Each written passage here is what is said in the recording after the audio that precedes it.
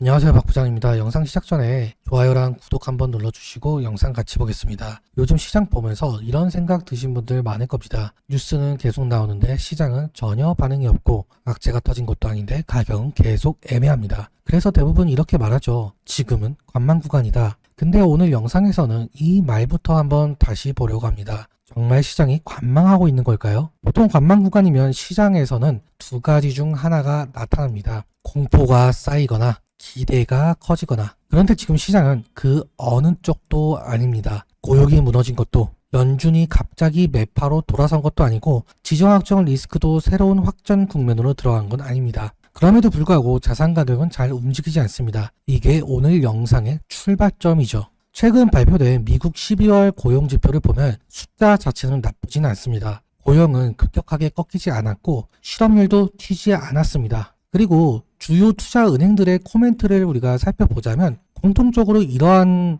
표현이 나오는데요. 경기는 둔화되고 있지만 급격한 침체는 아니다. 겉으로 보면 아주 중립적인 평가처럼 보입니다. 하지만 이걸 시장 언어로 번역하면 이렇게 바뀌게 되죠. 지금은 베팅할 이유가 전혀 없다. 이게 중요합니다. 시장은 헷갈려서 멈춘 게 아니라 움직이지 않기로 선택한 상태입니다. 이런 판단은 시장 참여자들만의 얘기가 아니죠. 정책 결정자들도 같은 판단을 하고 있습니다. 연준도 같은 상황입니다. 고용이 무너지지 않았기 때문에 급격하게 금리를 내릴 이유도 없고 그렇다고 다시 조일 명분도 없습니다. 그래서 연준은 데이터를 더 보겠다라는 말을 반복합니다. 이 말의 진짜 의미는 이겁니다. 지금은 책임질 결정을 할 타이밍이 아니다. 시장은 이걸 정확히 읽습니다. 그래서 자본도 같은 태도를 취하죠. 여기에 더해 이 트럼프 관세 재판 이슈가 겹쳐 있습니다. 겉으로 보면 시장에 부담이 되는 변수처럼 보이죠. 시장 입장에서는 이건 공포의 요인이기보다는 움직이지 않아도 되는 명분에 가깝죠. 결과가 나오지 않은 이슈는 포지션을 줄여도 가만히 있어도 아무도 책임을 묻지 않습니다. 그래서 이 이슈는 시장을 흔들기보다는 멈춰 세우는 역할을 합니다. 이런 결과 대기 상태는 지금 시장의 거의 모든 정책 이슈에 공통적으로 나타나고 있죠. 여기서 중요한 정책 이슈 하나를 더 봐야 합니다. 최근 미국 상원에서는 가상자산 감독 체계를 정리하려는 클래리티 법안이 다시 논의가 되고 있습니다. 이 뉴스만 보면 이렇게 생각하기 쉽죠. 규제가 명확해지면 이제 호재가 아니냐. 근데 지금 시장은 이걸 호재로 바로 반영하지는 않습니다. 왜냐하면 이 법안은 결론이 아니라 과정이기 때문이죠. 시장은 지금 이제 뭐가 합법이고 불법인지 알겠다가 아니라 판이 어떻게 짤지 지켜보자. 이 단계에 있습니다. 그래서 이 뉴스 역시 시장을 밀어 올리기보다는 움직이지 않아도 되는 명분을 하나 더 얹어주는 역할을 합니다. 이란을 포함한 지정학적 리스크도 마찬가지입니다. 자, 리스크